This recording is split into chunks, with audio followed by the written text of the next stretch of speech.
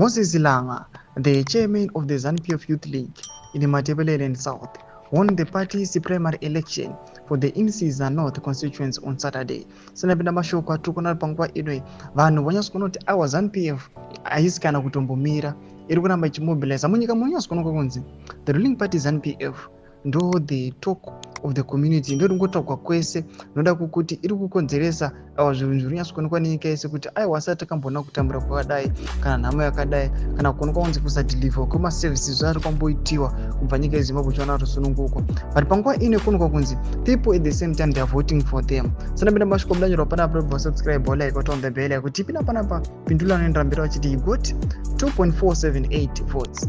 The closest competitor Delan Moyo from Ward 13 got 1.564 votes. The other candidate received the following votes.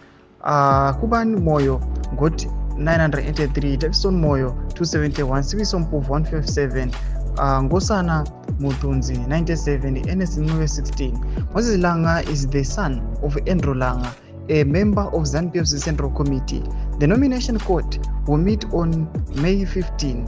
After that, the Zimbabwe Electoral Commission will announce the by-election date. The by-election is being held because the previous member of parliament Farai Tarvinga passed away. He died of cancer at his home in Bulawayo. He had been the MP since 2018. Thomas warikuda panapa unyasikona kuti aiwa trend iripo yekuti kunyasikona kunzi some of the contestants vanga varipo but kunyasikona kunzi munhu anongowana mavotes pamusoro pazvo mana aiwa munhu ari muCentral Committee. Mashoko arikuda panapa tunyasikona kunzi aiwa vanhu they are now doubting zviri kuitwa munyika yeZimbabwe. Nyasokona kuti aiwa zviringoripo kungoti ZANU-PF ati nezvari kuda. Ngoti dze mafunguro enyu muri kudii pamusoro pechitiko ichi aiwa senyika yeZimbabwe, what are you going to do to stop this regime? Pita comment section mendo dzemafunguro enyu, subscribe or like and on the bell icon.